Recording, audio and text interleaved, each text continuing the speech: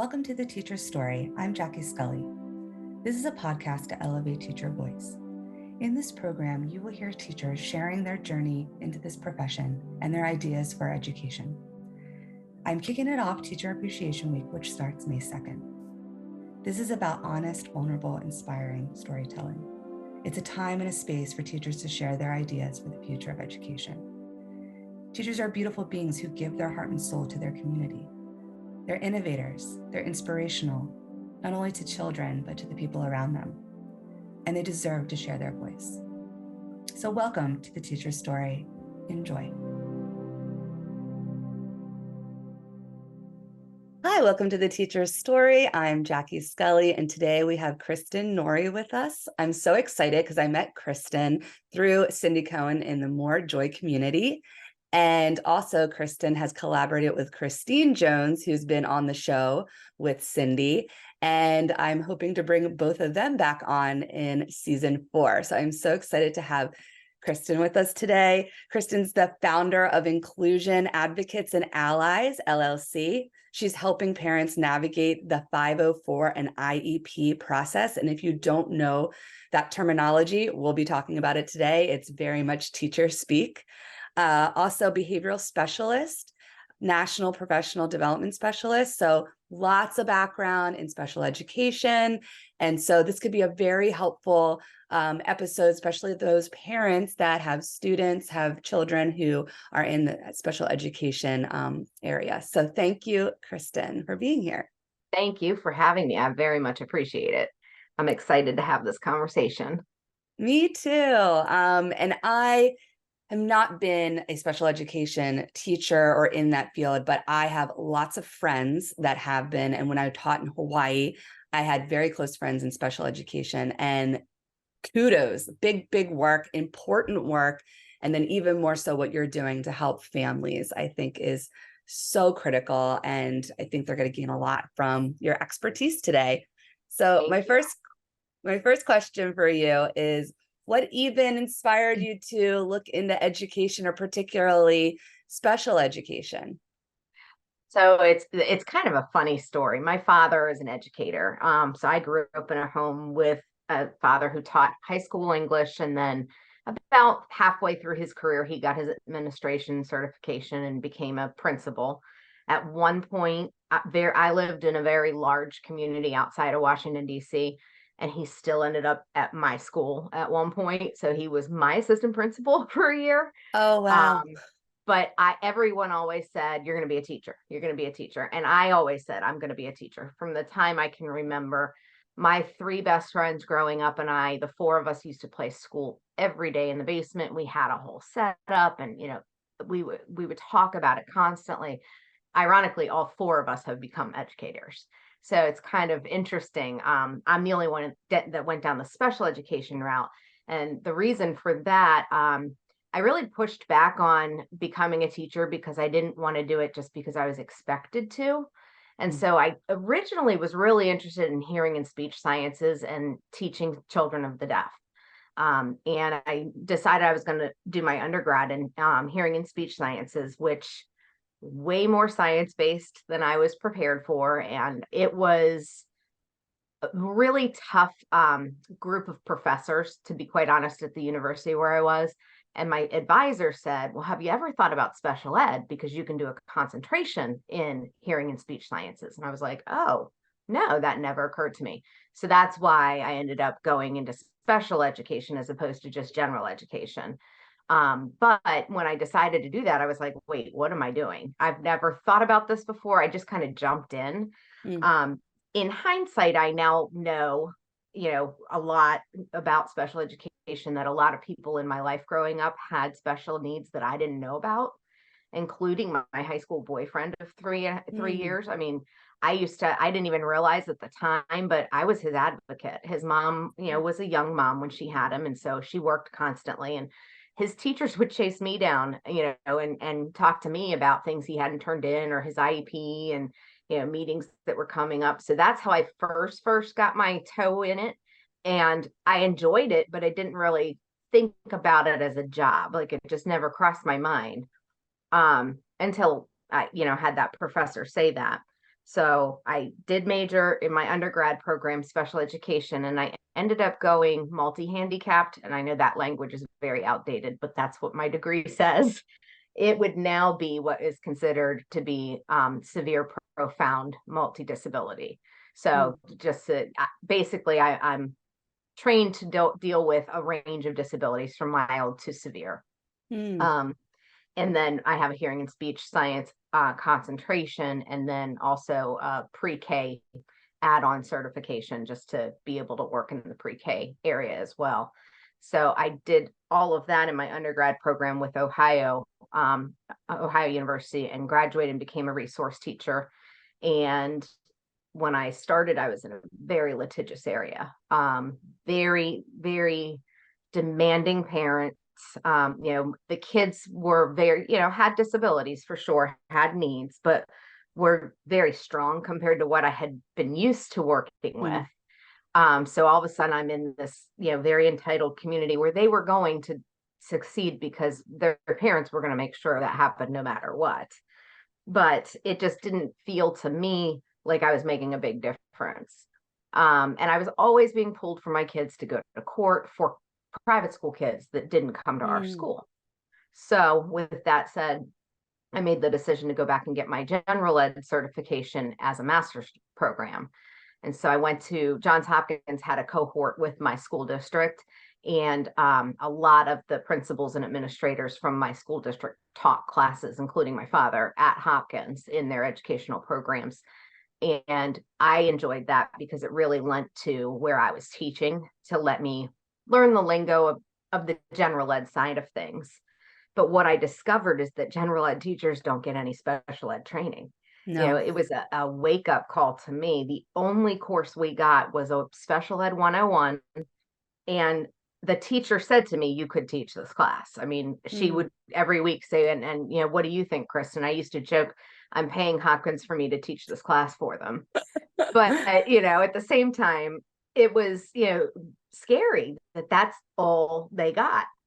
And it was theory-based stuff and information about disabilities, but not what to do and how to practically support in the classroom or any of that.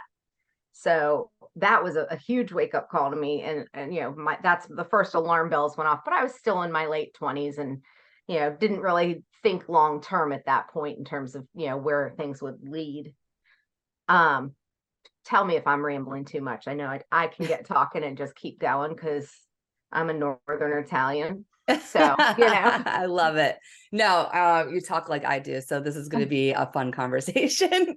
I tend to ramble, and I don't think it's rambling. It's just passionate speech. Like that's what you're doing. Exactly. And I'm super impressed by all of your background and degrees. I mean, just even a special education background is way more advanced than just general education, because that's what I'm in. And I've seen the work of special education teachers. It's a different and beast. I mean, it's really, it's different.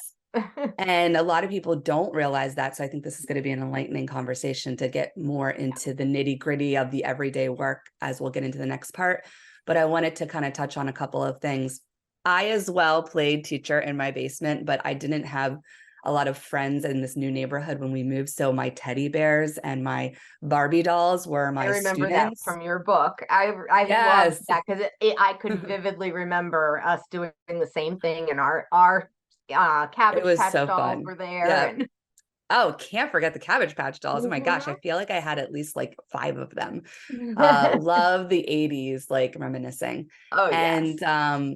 So when I went to college, not the same switch, but I went into elementary ed in the beginning, not knowing all that it entails, like needing to be certified in so many subjects and grade levels. And then I did a switch because of a professor saying, or it might have been my advisor, saying like, do you have a specific area you're most passionate about? Because you seem like this is too much to do, but I feel like you do want to be a teacher. And I said, well, I like history. I like geography. I've always like been about learning about other cultures. And so that's what got me in the track of secondary education and then looking at the social sciences. So that switched too because of college and someone talking to you about that. And like we had no background. We had like no, I don't even remember taking a class in even special education 101.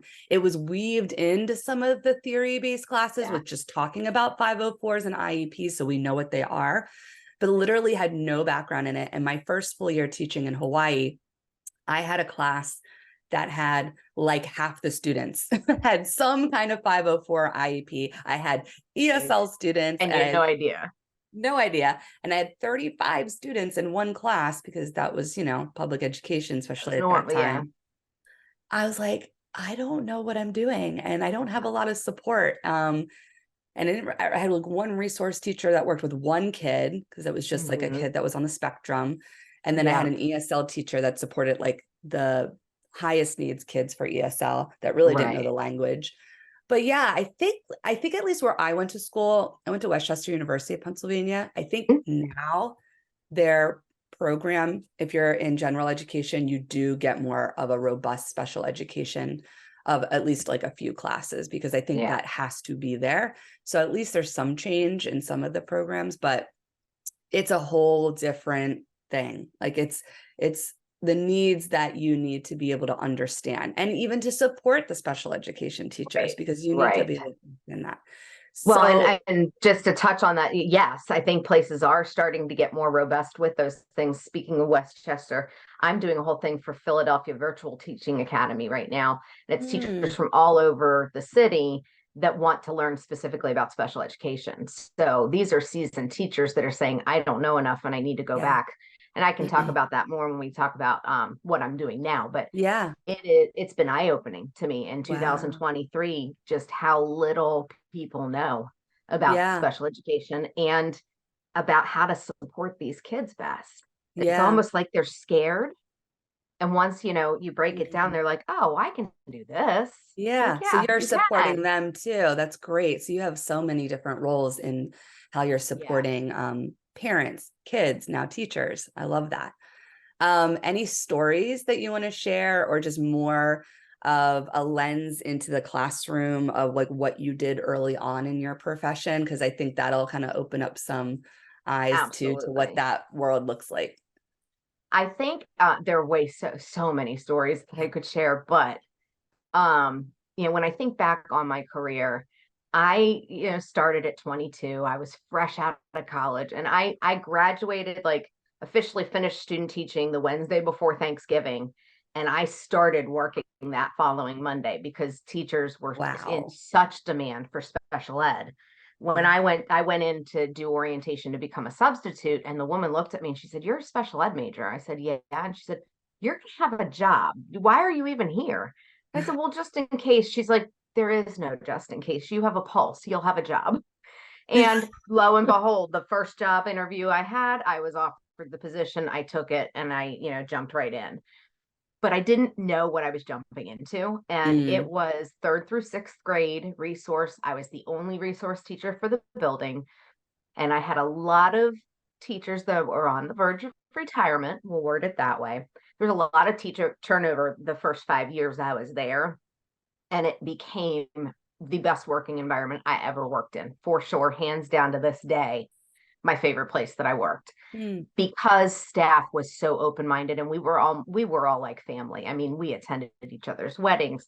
I was more worried about introducing my principal to my boyfriend at the time than I was my father. He just played that role in our world, and he was such a role model. He emulated what I wanted to become as an educator. And lo and behold, I followed him. I didn't plan to, but my career ended up following him. We worked together again in South Carolina several years later. But I think one of the best stories from when I first started teaching was just working with a group of pretty low students, and one of them had fetal alcohol syndrome. We had a full inclusion program where we were. So no matter what their academic level was, they were supposed to be in general education full time. So I was with her quite a bit, and she was sassy as could be.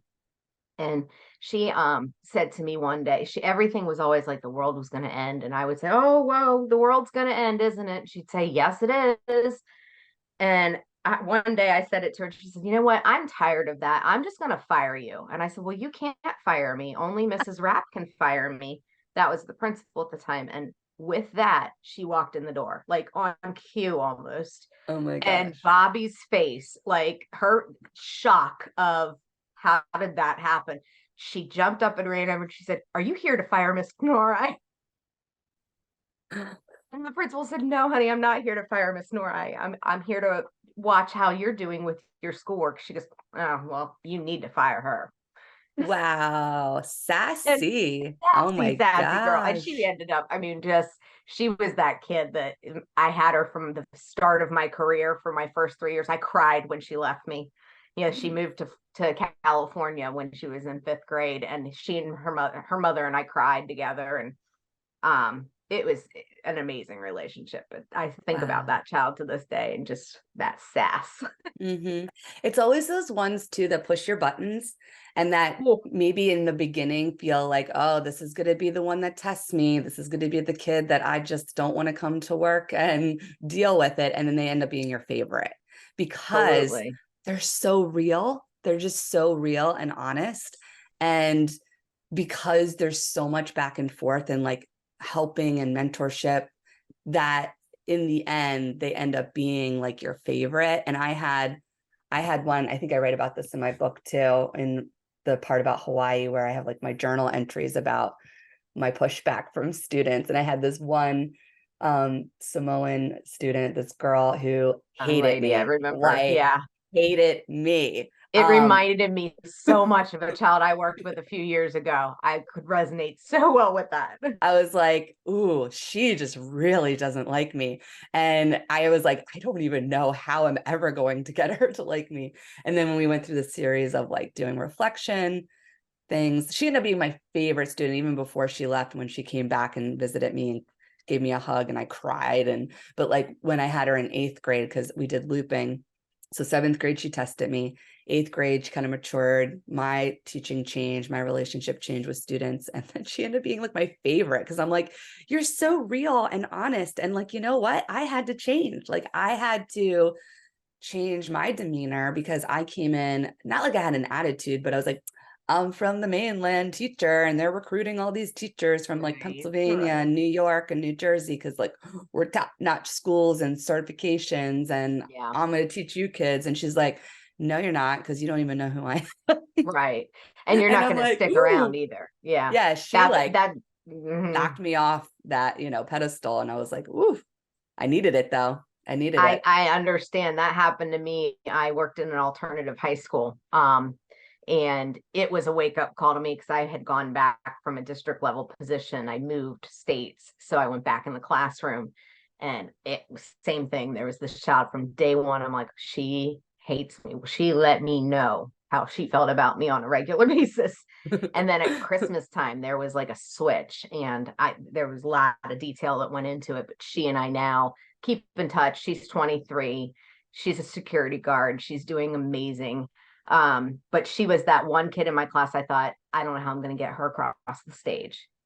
And Yeah. not only did she graduate, the principal ended up selecting her, and he hated her. He had her from elementary school and remembered her as such a behavior problem. And she was a severe behavior problem. And I said to her, she said, "What do I need to do?" And I said, "You need to stay off the radar. Just stay off the radar. You're walking out of class and you're in the halls and you're causing scenes. So people see you all the time. Stop Mm. doing it." And she was like, "All right, well, can I just come here when I need to?" And I was like, "Yeah, I didn't think you liked me, but you can come here." She goes, "Oh, I don't want to talk to you. I just want to come in here." I was like, "Okay." So that's what she did. I love it. That she did. And for 6 months, that child figured out her schedule. She got all her schoolwork done in advance and said to me in March, "I'm done. I can pretty much sleep till graduation." And she was right. She pretty much had done everything she needed to do. But she ended up taking on such a mentoring role with my middle schoolers that were acting a fool and being like, I don't have time for this. Like, you don't realize how stupid you look. Like, I did the same things, and really mentored and guided, several Yeah. of them. They called her Mama Shay. And then the Oh, principal at the end of the year said, I need to select a student to read the pledge at graduation, and I'm going to do it based on improvement with behavior referrals. And lo and behold, it was her. And I know it took everything in him to do it, but she did the pledge at graduation. And this is a child I didn't think would graduate.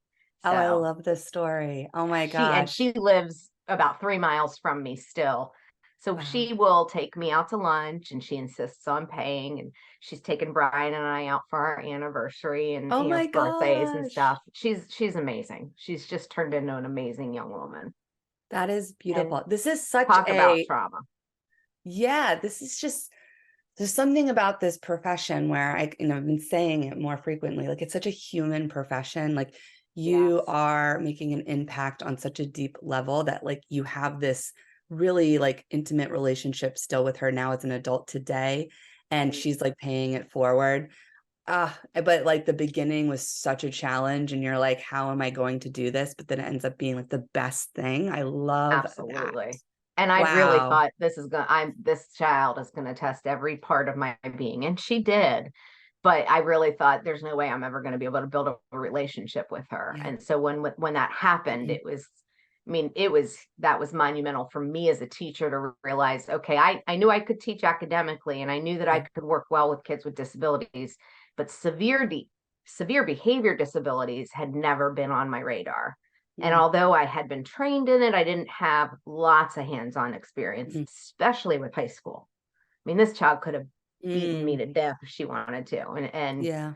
had charges for hitting a teacher at one point. Wow. So, it wasn't, I didn't take lightly that she, turned around and trusted me, because I Yeah. know how few people she trusted, in her Yeah. time. And I think this is So, much more than just your training. There's an intuition you need to have of like how to yeah. actually speak at certain times to a child. Like the fact that, you could talk to her in such a way that she could relate to you. And I'm just like cracking up the fact that she's like, oh, I'm not here to talk to you. I just need a place to go. Like you said, I need to I not be on the loved radar. I'm like, oh my, I could like envision this conversation right now. And it sounds like something that would have happened at my school. Why you Yep. and And that girl didn't like me. I'm telling you, she's who I could picture the whole time I was reading about that in your book. I'm like, that is so my Shay. That is my Oh, Shay. Like, she just, because it was an alternative high school, so the yeah. doors did rotate, teachers didn't stick around. She had always been in a behavior program, which rotates teachers frequently from burnout. Mhm. So no one ever really committed to her. Mm. And so, I mean, and the kids were open and honest with me that year about, like, you're the only one that's ever liked us. And I was like, what do you Oh, mean? I'm the only one that's ever liked you. that's They were like, sad. well, we know when our teacher likes us, and teacher didn't like us. And they had Oh, 3 teachers that year, before I wow. got there. Yeah, Because teachers would come in and quit, that's so sad. because of the Yeah, stuff they were dealing with. I know. So It's hard on both sides, but it breaks my heart when a child says that, because to them, a teacher oh is yeah. more than a teacher. It is like another parent, like another important adult in their life. And when they see them quitting on them, it's like a parent walking out.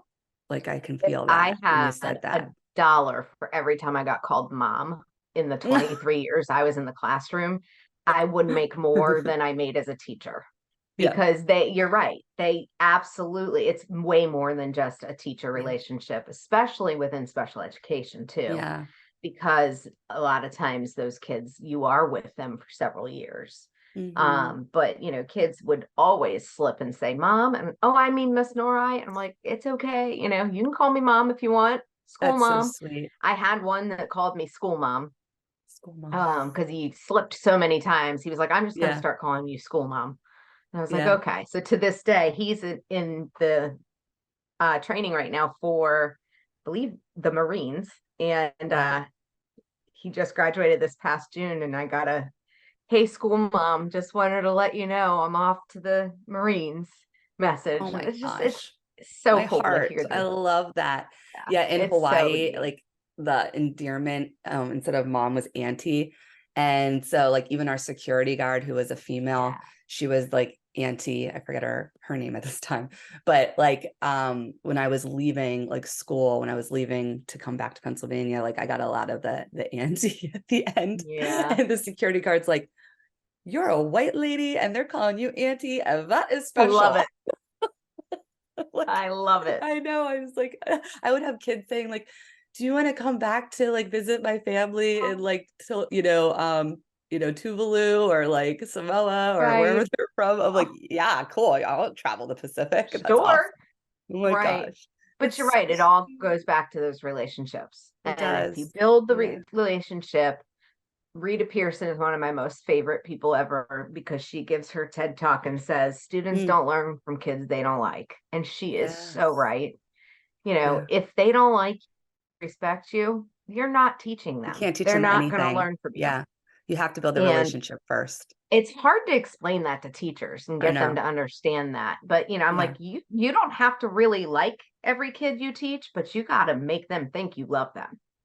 You've got to absolutely make them feel loved and secure and safe when they're with you. Right. And yeah, they may not be your favorite kid, but they can't know that because they Right. do figure those things out, as we learned by Yeah. kids telling me nobody ever liked me before.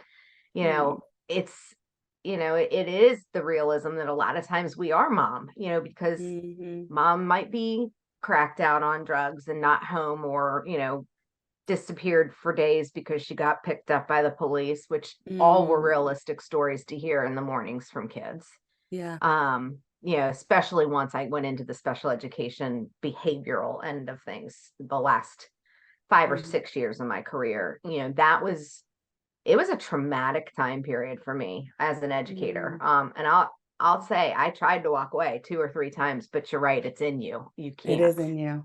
And every Yeah. time I tried to walk away, I got pulled back in somehow, even to the point that I knew when I left education just a year and a half ago, I knew I wasn't leaving education. I was leaving public education to work on education from outside the Yeah. system. Yeah. And I you're didn't know how still I was in going to that do it. role. Yeah. Yeah, I didn't know, what my job would be or how it would play out, but I thought I can't make a difference doing what I'm doing from the inside. So I got to get out and try and Mm. figure it out.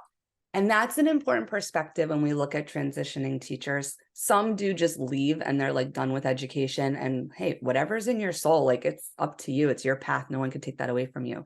But there's a lot, I think, that are like you that leave because they're like, my impact on the inside, it's not doing anything. And all it's doing is burning me out to the point where I don't even think I'm making an impact anymore on the inside. So I need to remove myself and be outside the system and look at it from another angle where you actually have probably a larger impact than if you That's what just I stayed hope. inside. And so that Yeah. kind of gets into like my next part, which kind of weaves both like the pandemic, now that we're Hmm. like some years out of it, but I see it as this like opening to the next phase of many people's lives. Yeah, So if you want to kind of just talk about this transition of what really absolutely. made you get out and then do what you're doing now, and then we'll just talk about what you're doing now. Okay. So, like I said, there had been a few times I had been tested in terms of, whether or not to stay in education just due to burnout. Because one thing, I'm writing right now for a piece that'll be coming out in December. It's an anthology piece, and I talk in it about how all of a sudden I woke up at 36 years old and I was childless and unmarried because I had married my job and my students were my kids. Mm. And I had taken on all of my kids' stuff and all my family's stuff for so many years. I neglected myself and didn't, all of a sudden I was like, wait a minute, I'm alone, and this is not going to work out well, when I wanted to have kids and have a family. And all of a sudden I'm like, wait a minute, it's not going to happen. Mm. And I don't regret the way that things happened. However, I want to be a voice to younger teachers of work-life balance. Do not, let your classroom take over and become everything, because then you wake up one day like me and you realize you've got 3 or 4 friends at work, and they're your closest other friends are parents you teach because you see them on the weekends when you go to your kids' games or Mm. plays or ballets or whatever it is that they're performing in. And you can't keep that pace up for, every kid for every school year and maintain a healthy work-life balance. So that's my first thing that I preach of, that I realized that right before COVID, really. It started like really settling in of I am burning out. And then COVID hit. And at the time I was working in a district where I was a behavior specialist, and I supported 2 different schools. I had a pre-K through 5 building, and then I had a middle school building, but the middle school had 3 self-contained special ed programs within the building. And so my caseload, although when you think about like some of my service was to go in and work with 15 kids at one time in a group, my caseload was 82. And it was just a lot of kids. That is a lot of kids. And kids became mine when they tapped everything else out, even special education. Like I was going in and helping when the special ed placement even wasn't enough. Wow. And then I also was supporting general education for kids that weren't in programs yet. But the year that COVID hit, that fall, we, for some odd reason, I don't know what was in the water that year for parents, but I had 7 kindergarten boys who, I can't make this up, were so violent and destructive that I literally ran from room to room all day long, triaging, slapping Band-Aids, stopping problem, go to the next one. I had a concussion that year from a child. Oh my gosh. There were multiple other injuries I probably should have reported, but I didn't because it just wasn't worth the time.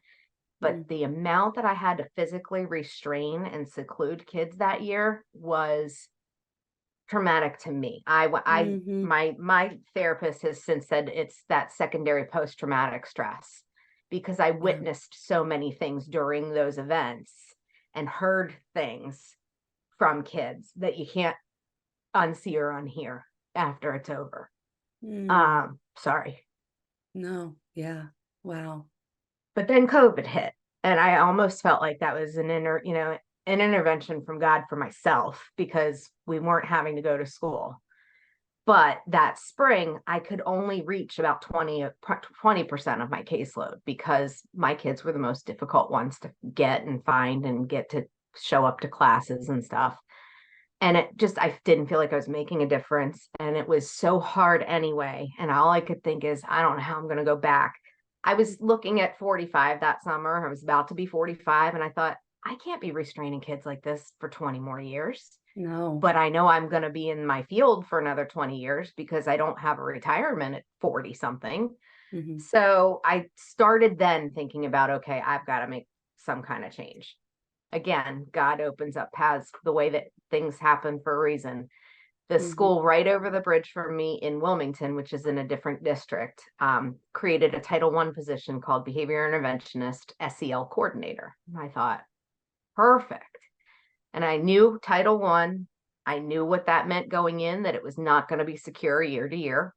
So there was a piece of me that liked that, because I knew I wasn't stuck, in a situation that it would be hard to leave. If, suddenly I didn't want to be there anymore, I had the out that if it wasn't funded anymore. So amidst COVID, I made the switch, changed districts. I don't know what I was thinking. So I started my school year in a new district in a new school remotely. And we were required in North Carolina, we had to be in the building. I don't know that teachers up north had to be in the school buildings physically, but we had to be. The 2020 to 2021 school year, we had hybrid. So we were in the school building and children were socially distanced, and we would rotate. It was crazy. So we were fully remote until maybe the end of October, but we still were required to be in the building, even though we were remote. Teachers were required to be there teaching remotely all day long versus from our homes, which was fine, but COVID was still rampant. So people were passing it around and there was a lot of illness. And being in a brand new position, my job didn't have a lot of definition yet because they had never had it before. So I was duly certified special and general ed. And I think that my administration went, we have another teacher. This is another person that can help, cover classes. So I did a lot of special ed teaching that year. which looking back on, I should have refused to do because my district pays more to special ed teachers and I was not receiving that stipend. Mm, But I felt very taken advantage of that year by a mhm. brand new staff that I didn't know well too. So I didn't feel like I had much voice to speak up. There was no support for the curriculum that I was supposed to be making teachers do. I was told by one of my assistant principals, SEL is just not a priority right now. And I'm like, it's not a priority right now. I don't know what's going to happen. During like the world shutting down, yeah, SEL is like, so for Right. those listening, it's like social emotional learning is very Yes. important. It was like the most critical skill needed in the moment. Yeah. And so I made it through our first academic year. We were fully remote for part of it, and then we came back hybrid until April, and then fully in person from April to June. And that year ended. It was a good year. I felt really good after the year ended. We had real definition once we were back in person of what my job was going to look like. And then COVID ramped up again, and we had school continue, but nobody available teaching wise because so many teachers were out because they were ill or home in quarantine because they were exposed. It was nothing on a staff of 50 for 30 to be out. Wow. And so it was all hands on deck covering classes, and that's all I did that Mm, year.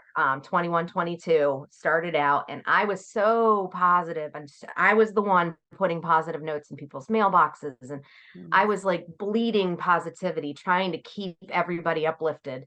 And then I crashed and burned because I couldn't do it anymore.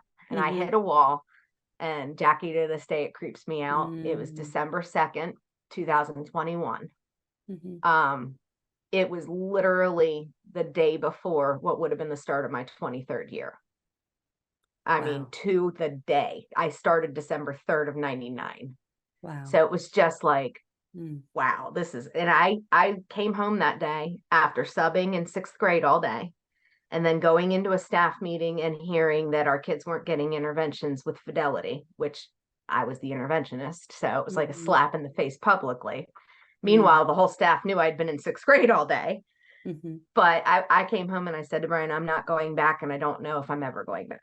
I'm not going tomorrow, and I don't know if I'm ever going to go back. And mhm, he supported me. I stayed home for a few weeks. I attempted to talk to my administrator, and he didn't really have much understanding or belief in mental health. He would say, I feel sorry for you. But yeah. then I could hear him through the walls making fun of people for taking mental health days. So I knew he wasn't a supportive person in that respect. So because of that, I decided to cover myself legally, and I went on part-time FMLA and worked with my doctors to try and get myself healthy again, because I was to the point that I Mhm, was physically and mentally not healthy. And put more time and effort into getting myself well for that 6 months. And in May, I was told my job was cut. mm, And so I thought, this is it. This is my sign. It's time to mhm, go. mhm, And the goal, or the real sign within that, is not just that my job was cut, because I could have gotten a job as an educator. Of course, there's still teachers needed everywhere. I could have gone back to the classroom, but they got rid of all of the curriculum for social emotional learning for the district. And I thought, I can't teach in a place that doesn't support kids the way they should.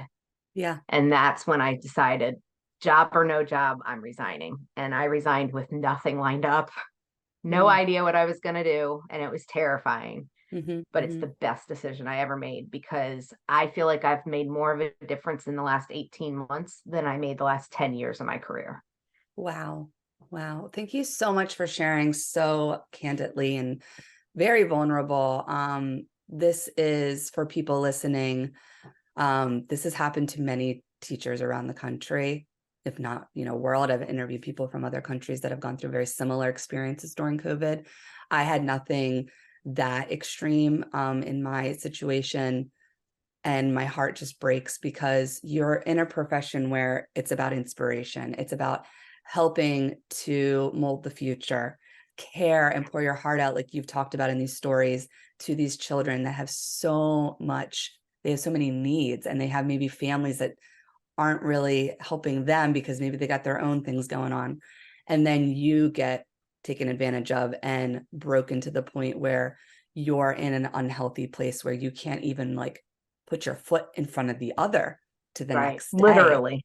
And I've Literally. had these conversations with some teachers that they had to just leave. And that's a very hard decision. This is not an easy decision Oh, I for went teachers. through so much mourning, and talk about grief. Yeah. I'm Yeah. still going through that, with Yeah. leaving. Yeah. And like a lot of people in other industries, they can leave with 2 weeks notice any time of a year. But when it's like a Yeah. school year, there's this sense of commitment of September to June or whenever your school year starts and ends. And if you're in the middle of it and you're having like a mental breakdown, it's really hard to make that decision to say, like, I'm just not coming back. But when you have to do it, you have to do it for yourself. And I feel like more people now are putting their health, their mental health and physical health first more than any other time period because of what we went through with COVID. And that social emotional learning should be in every single school as a prioritized curriculum, whether that is weaved within the curriculum in different subjects or as its own thing in like an advisory program. But it should be like the top priority over even subjects that we teach, because we have to make sure children have coping mechanisms and know how to regulate their emotions, understand them, build healthy relationships with their peers, with their family, with their teachers, with everyone in their life, so that then when they leave school and they're really on their own, they have these strategies and mechanisms to be a healthy, flourishing adult. Doesn't mean you're not going to go through hard things or fall on hard times and go through depression, but like if we can equip these children with more so that when they get to an adult, we don't have the mental health crisis that we have. It's terrible. It's getting worse because the government's not talking about it. They're not prioritizing it. Our healthcare industry with funding doesn't prioritize it. Schools now not prioritizing it. And like, I've taken mental health days, but I still call them sick days. And there isn't anything in our system that says mental health day. It just says sick day. And I love when everyone's like, it's like a mental health day. And I'm like, why can't we just say it for what it is? I mean, but that's the whole Why thing. can't We we just need say it? to. Yeah. It needs to be normalized. It needs to Yes. be forced. There are a lot of businesses and companies that are now mandating taking a wellness day, every so many days, or volunteer days, things going out and helping the community. Yeah. It's funny. We preach and preach and preach that everybody needs to take care of themselves. And then teachers are the ones that are so micromanaged and so, undermined in our ability to just do our job and teach, that it I won't go down that rabbit hole, 'cause I could go down a whole Well, different this is path. why we're having this conversation, because one thing that at least, I'm still within inside the system, but one thing that at least I'm feeling like I can do now is through these conversations, bring the truth, expose what's going on in various places around the country and world, because I do have listeners who are outside of the industry who listen to this, and many have written to me going, I had no idea this is what was happening to teachers, which also then means it's happening to students. Like at the end of the day, we're not just talking about it's the teacher story, but really we need to voice what's going on because we want to be there for the students. And if the students don't have healthy teachers,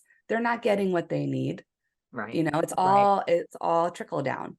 So you can't pour from an empty cup. No, you can't. So tell us about what you created with your inclusion advocates and allies and the work you've been doing since 2022. So yes, when I left the classroom, I made that decision that I was going to really focus on trying to find a job originally in social emotional learning. So I wanted to work for any social emotional learning company that would take me.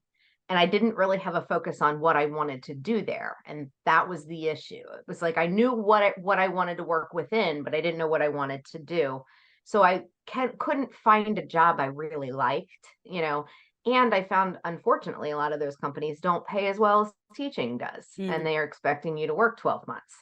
So I was a finalist for several positions that I now look back on and go, God's hand was in that. I would have been miserable. One was a sales position, and I as much as, I'm doing some sales stuff now, I'm not a salesperson. I'm not somebody to be on the road all the time and, trying to make quotas and all that. Mm-hmm. And some of the other jobs just weren't necessarily things I think I would have enjoyed. I would have gotten bored. It was within the company, but it wasn't really doing the work. Mm-hmm. So I ended up getting through some networking on LinkedIn, connected with Catapult Learning Mm-hmm. back last November, and was hired to be a national professional development specialist for them. And so when I started, that is a per diem job that I do. And so I fell in love with it because I'm giving professional development to teachers and administrators, as well as going on campuses and coaching teachers with kids in the classroom. So I'm getting to spend time on campuses and in schools, but it's not full time. So I kept thinking, okay, well, I don't want to give this up. What else could I do? And I have always on the side helped family members and friends with kids, as they're going through the process for special education, or if their kid's struggling in school somehow, or if they're having problems behaviorally, they'll call me and I just help. And last spring, my friend Amanda called and said, I need your help. And I spent hours in IEP meetings with her throughout the spring. And she said to me, why aren't you doing this as a business? Mm-hmm. And I said, I don't know. She said, do you have any idea how much money you could make? And I was like, well, I don't really care about that. She's like, but do you realize how much money you can make? And I was like, okay. So I started doing research and I was appalled, absolutely appalled at what people are charging for advocacy. So I made the decision that I wanted to open an advocacy business, not to make that kind of money, but to charge less and Mm-hmm. hopefully help reach a bigger group of parents that normally may not be able to afford those Yeah. kinds of services. So Inclusion Advocates and Allies offers comprehensive services from the standpoint of I'll do file reviews, I'll, do an observation or an interview with a student. I will attend IEP meetings or 504 meetings. I will sit and give recommendations to a parent. It's really catered individually to whatever my individual client's needs are, or, whatever the individual's client need is for their child. Currently, I'm working with like 4 individuals already, and I haven't even launched a website or anything yet. This is just word of mouth clients that have said, hey, I heard you're doing this. Yeah. And it's a variety. I have a couple 504 and then one IEP and one that wants services and keeps getting denied, told you don't need them. Mm-hmm. So it's interesting to me, and it actually truly angers me how powerful I am in this with this title, having this title, special education advocate. I wrote a letter on behalf of one of my clients who had been asking for an IEP meeting since February of last school year. So February of this year, a calendar year, good 6 months. I wrote a letter in October and we were at the table 6 days later. And Wow. not only were we at the table, but the EC director for the district was there. There were representatives from other departments of which we needed to discuss programming. And all I did was write a letter and sign it, special education advocate. I Mm. didn't do anything different than the mother had been doing. She'd been asking Yeah. for the same thing. Yeah. And I said, that's how we started the meeting. I said, I really appreciate everybody taking their time and getting this together so quickly. But it really me for Mrs. Miller that this had to be this way, Yeah. because she shouldn't have to have me write a letter to get a meeting. So, Yes. I understand totally. Schools are overworked. Mm-hmm. Teachers are overworked. And I get it, but you can't neglect kids just Right. because you don't think you've got time for that. Or, you Mm-hmm. got to make time. The law says you got to, this child has an IEP, you have to be providing the services. It's not an option. You don't Mm-hmm. get to choose whether or not you implement these services. And so that's where my work is coming in now, where I'm able to help parents remove the emotion in their requests and meetings and things like that, but also know the language and the law. Mm-hmm. Mm-hmm. I've myself caught 2 districts now in lies, and they realize as they're doing it, I think that I realize what they're doing, where they've, oh no, we don't have to do that. We don't have to test, for that kind of thing. And I said, well, if the parent and the team makes that decision. You don't get to ultimately say no to the parent. It needs to be discussed. And just that catching off guard of, oh yeah, you're right. Like, and just little things like you need to follow the law. There's a law for this. Yeah, absolutely. I have a family member that qualified, but on paper it could have gone either way. If I hadn't read over the paperwork, I guarantee you that school would not have given her an IEP. But I wrote a letter saying, based on this data, it says XYZ. And my family member had no idea, to say that in the meeting. Wow. So it saddens me that it takes that, but at the same time, I want to help as many parents and kids advocate for themselves to get what they need, which is also crossover into the book that Christine and I did together, which is for advocating, helping parents advocate for their students. Yeah. They need that almost liaison person, because there's just so much on the schools. Feel like they're trying to do so much, and then that kids fall through the cracks. And, we could do all the finger blaming, but at the end of the day, this is the system that's falling apart. Right. And we've talked about this. Like, I even envision your role as an advocate down the road being much bigger than just the work you're doing with individual families, but you're actually bringing to light what is wrong with the system when it comes to helping to actually give aid to these families and the students, and that this is the law, and that there could be schools across the country that are actually breaking the law, and people don't know about it, and it's just being swept under the rug. And so, like, part of your role is maybe also just bringing that out to the light of saying, this is happening. This is not okay. We could literally have these schools investigate it, and it has to change. Because I'm grateful that you have this business and you have this role. But if you really think about it, like you said, it shouldn't have been like this. Like, that family should have had a meeting without an advocate, but these advocates are needed. So I could see you kind of leading this movement of just advocacy in general for special education and what needs to change within the system. The system is just too big, and there's too many areas that are just not getting addressed, or they're just not doing what they're supposed to. And now things are bubbling to the surface. And I get it. They're understaffed, they're overworked, there's not enough people to do it all, but it doesn't change the law in it. And I know there have been 2 different districts I've worked in 2 different states, that I have worked directly with the special ed director for the district. And we have butted heads on cases, and it's been budget based, because she, in both cases, both of them were female. So both of them said to me, what do you think we should do for this child?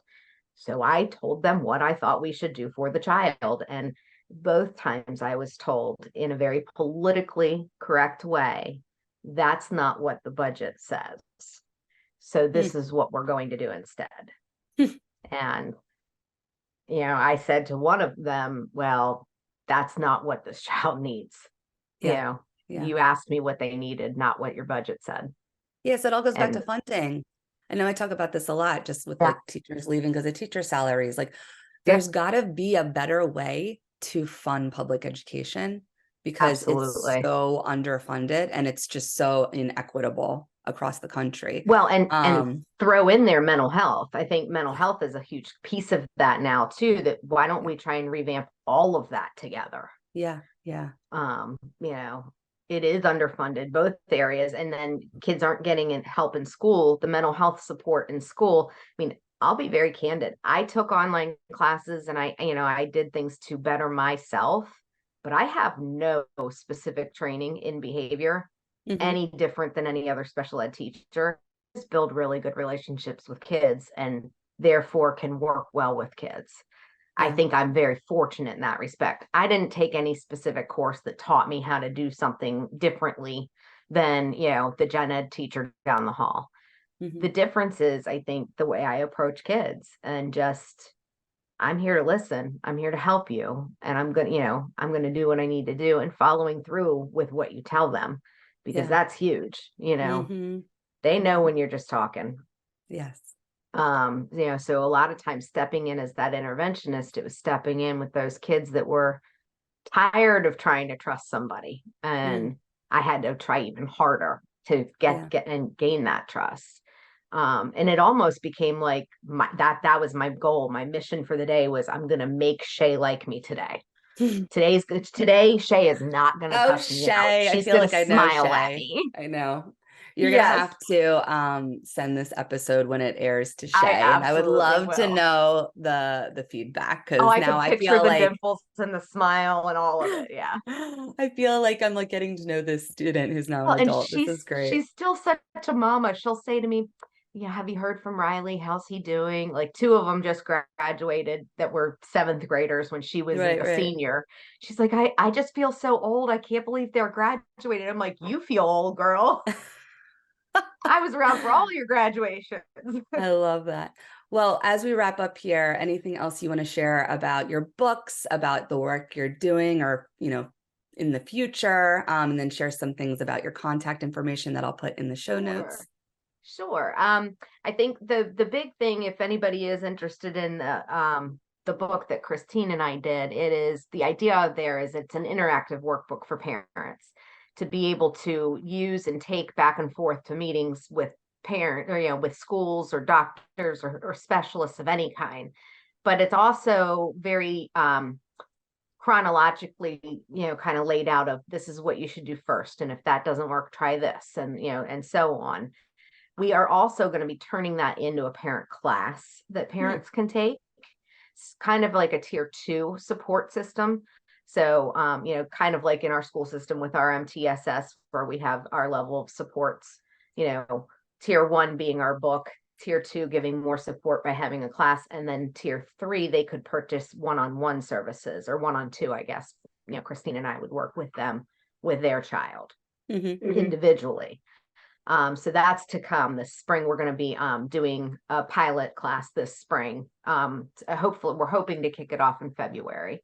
And then from there, we'll be launching more of that. But I also have an anthology coming out next month that is a letter to my family, to my legacy. It's part of several other amazing authors that are coming together to write letters to their legacy as well. Christine is also a part I of love that. that. And I'm very excited for that. My family does not know I've participated in that, so they'll be receiving that as a Christmas gift. They don't know anything about it. So that's a very exciting feature. And then just contact wise, LinkedIn. I am trying very hard to build a voice on there for advocacy, both for special education, but also mental health. And trying to get rid of that stigma and fight that stigma. I'm also on Facebook. Both of them, I'm Kristin Nori on both, just to make it easier. My book is on Amazon. You can just pull it up by my name, or it's Bridging the Educational Gap, and it will pop up right away. But that's about it. And I really thank you very much for having me on today.